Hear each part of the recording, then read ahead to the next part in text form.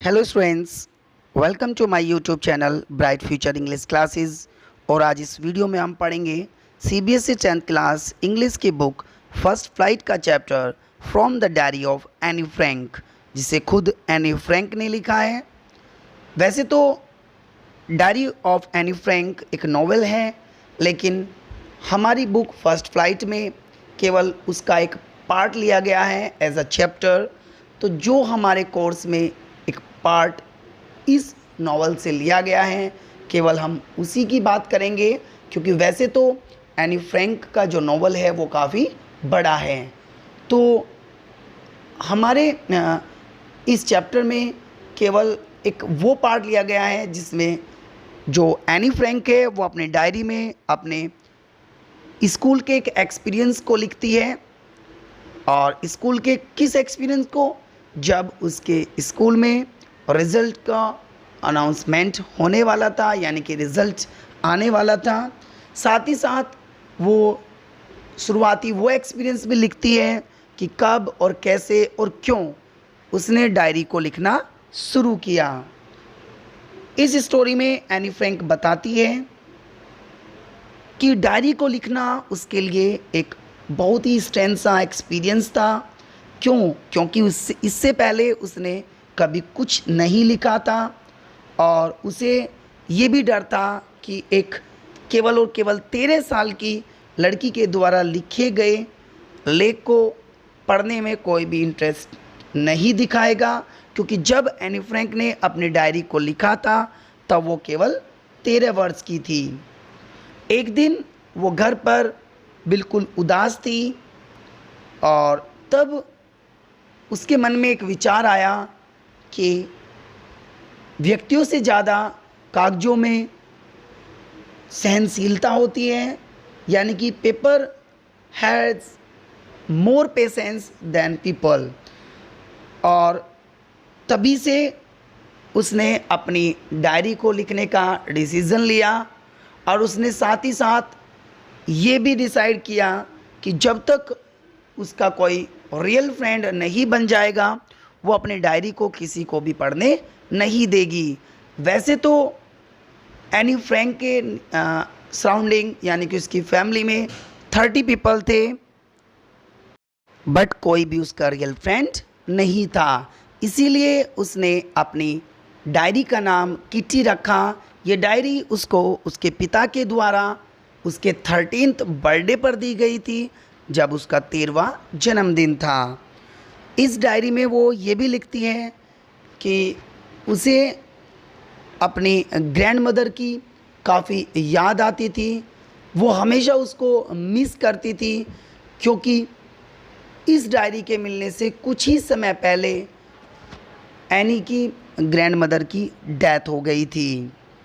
अब जब वो इस डायरी को लिखना शुरू कर देती है तो वो बताती है कि मैंने इसमें अपने जीवन का एक संक्षिप्त रेखा चित्र खींचा, यानी कि उसने अपने जीवन को पोर्ट्रेट किया। वो बताती है कि जब मैं ऐसा लिख रही थी अपने लाइफ के बारे में, वैसे तो मुझे ऐसा करना अच्छा नहीं लग रहा था, लेकिन फिर भी जो ये उसकी डायरी थी इसमें उसे अपने बारे में तो लिखना ही था। उसने इस डायरी में उसने ये भी लिखा कि उसके पिता जो है वो हिटलर के आदमियों से छिपते फिर रहे थे, यानी कि उस समय हिटलर जो है वो जर्मनी का तानाशाह बन गया था और वो जो है यहूदियों से काफ़ी चिढ़ता था। और जो एनी फ्रैंक का परिवार था वो एक यहूदी परिवार था। वो बताती है कि उसके पिता जो हैं वो हॉलैंड चले गए थे और कुछ ही दिनों के बाद एनी की मदर भी उसके पिता के साथ हॉलैंड चली गई थी। फिर एनी को और उसकी जो बड़ी सिस्टर थी मार्गोट, जो उससे केवल 3 ही वर्ष बड़ी थी, इन दोनों को एकेन भेज दिया गया। एकेन जर्मनी में ही एक सिटी है, वहाँ पर इनकी ग्रैंड मदर रहती थी इसीलिए इन्हें इनके ग्रैंड मदर के पास भेज दिया गया। लेकिन कुछ ही दिनों के बाद ये लोग भी कहाँ चले गए थे, दोनों एनी और जो मार्गोट थे, ये सब कहाँ चले गए थे, हॉलैंड चले गए थे। और जब ये लोग हॉलैंड चले गए थे तो वहाँ पर एनी का एडमिशन जो है वो एक मॉन्टेसरी नर्सरी स्कूल में हो गया था और उस स्कूल में वो 6 वर्ष की एज तक पढ़ी। और जब उस स्कूल से एनी हटी तब वहाँ की जो हेड टीचर थी मिसेस कुपेरस, उसकी आंखों में और एनी की भी आंखों में, दोनों की आंखों में आंसू आ गए, क्योंकि मिसेस कुपेरस का एनी के प्रति जो लगाव था वो काफ़ी ज़्यादा था। अब एनी बताती है कि 1941 में उनकी जो ग्रैंड मदर थी वो बीमार हो गई और फिर 1942 में वे एक्सपायर हो गई और इसीलिए वो अपनी मदर को डायरी लिखते समय, अपनी ग्रैंड मदर को डायरी लिखते समय काफ़ी याद करती है, क्योंकि जब एनी के पेरेंट्स हॉलैंड चले गए थे तब उसके बाद का समय जो है एनी ने अपने ग्रैंड मदर के साथ ही स्पेंड किया था। अब एनी अपने स्कूल के एक्सपीरियंस को अपने डायरी में लिखती है। वो कहती है कि हमारे स्कूल में रिज़ल्ट डिक्लेरेशन का दिन था और पूरी क्लास टेंशन में थी। टेंशन इस बात की थी कि कौन पास होगा और कौन फेल होगा। जो बॉयज़ थे वे आपस में शर्त लगा रहे थे इस बात पर, लेकिन मैं यानी कि एनी और उसकी जो गर्ल्स फ्रेंड थी वे बिल्कुल भी चिंतित नहीं थे, बल्कि थोड़ा बहुत जो चिंतित थी वो एनी थी और वो थी मैथ्स के विषय में। मैथ्स के जो उनके टीचर थे मिस्टर कीजिंग, वे काफ़ी सनकी व्यक्ति थे और जो है एनी उन्हें बिल्कुल भी पसंद नहीं करती थी और वे भी एनी को पसंद नहीं करते थे। क्यों नहीं करते थे? क्योंकि उनके पीरियड में एनी बहुत ज़्यादा बोलती थी। कई बार समझाने के बावजूद भी एनी ने उनकी क्लास में बोलना बंद नहीं किया था।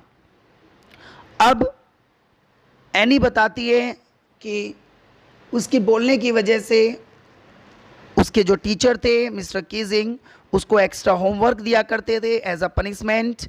और वो होमवर्क क्या होता था, वे उसको एस्से देते थे लिखने के लिए। और एक बार उन्होंने उसको एक एस्से दिया और एस्से दिया चैटर बॉक्स पर, यानी कि एक बातुनी। और शुरुआत में तो एनी को कुछ समझ नहीं आया कि वो इसमें क्या लिखे, लेकिन जब वो घर आई तब उसने उसमें उसके बारे में लिखना शुरू कर दिया और 3 पेज उसने उसके बारे में लिखते हुए भर डाले। उसमें उसने लिखा कि जो टॉकिंग होती है वो एक स्टूडेंट की कैरेक्टरिस्टिक होती है और ये कैरेक्टरिस्टिक जो है मैंने अपनी मदर से इनहेरिट की है और इसीलिए मैं इसमें कुछ नहीं कर सकती। मैं अगर चाहूँ भी तब भी शांत नहीं बैठ सकती। जब उसने इस ऐसे को मिस्टर कीजिंग को दिखाया तब मिस्टर कीजिंग जो है वो इसको पढ़कर हंसने लगे और उन्होंने एनी को दूसरा ऐसे एज अ पनिशमेंट दे दिया,